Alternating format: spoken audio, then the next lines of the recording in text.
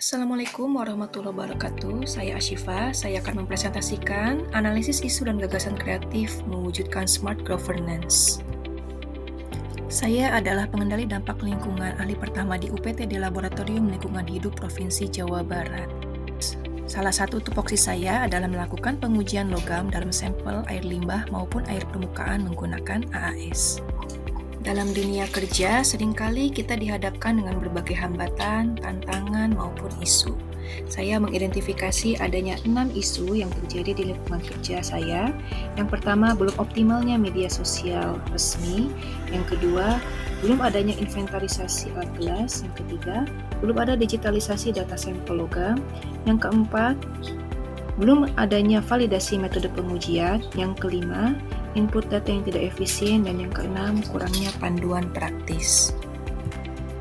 Sekarang saya akan menjelaskan lebih detail tentang isu-isu tersebut. Yang pertama, belum optimalnya media sosial, yaitu tidak ada jadwal konsisten pembuatan konten di medsos instansi dan belum optimalnya website resmi dalam hal informasi kegiatan yang up to date.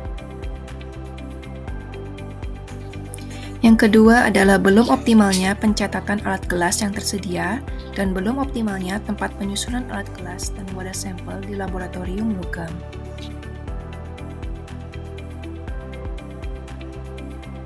Isu selanjutnya adalah pencatatan data permintaan pengujian sampel logam masih manual dan tidak rapi. Pendataan sampel logam masih ditulis manual di logbook dan belum ada digitalisasi. Selanjutnya adalah belum terlaksananya validasi metode pengujian beberapa logam. Hal ini disebabkan oleh banyak faktor seperti tidak adanya waktu, banyaknya loading sampel, kemudian kurangnya pengetahuan analis tentang validasi metode. Selanjutnya, proses input data hasil pengujian belum efisien. Banyaknya parameter yang harus dikerjakan dalam satu waktu, ditambah dengan banyaknya file Excel yang harus diinput untuk tiap parameter, menyebabkan proses input data hasil pengujian tidak efisien. Selain itu, data kondisi lingkungan seperti suhu dan kelembaban, juga pemakaian alat harus diinput setiap hari. Yang terakhir, tidak adanya panduan praktis alur pengujian dan panduan penggunaan instrumen AAS.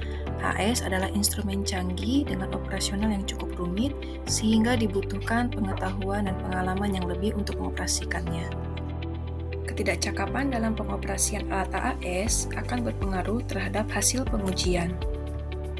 Kemudian saya melakukan analisis isu dengan metode tapisan isu USG atau Urgency, Seriousness, dan Growth. Akhirnya, saya mendapatkan metode keempat, yaitu belum terlaksananya validasi metode pengujian beberapa logam menjadi isu dengan skor tertinggi, sehingga isu ini akan dianalisis lebih lanjut dengan analisis fishbone. Analisis fishbone digunakan untuk mengetahui faktor-faktor penyebab isu terjadi.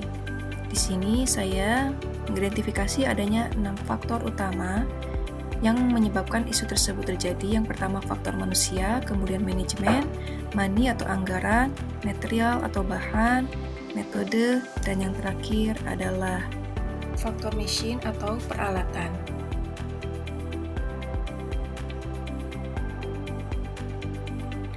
Kemudian dari berbagai faktor masalah, saya merumuskan beberapa gagasan kreatif. Yang pertama, membuat e-modul interaktif validasi metode pengujian. Kedua, menggunakan template otomatis Excel yang langsung menghitung parameter validasi. Ketiga, menjadwalkan validasi dengan sistem reminder digital.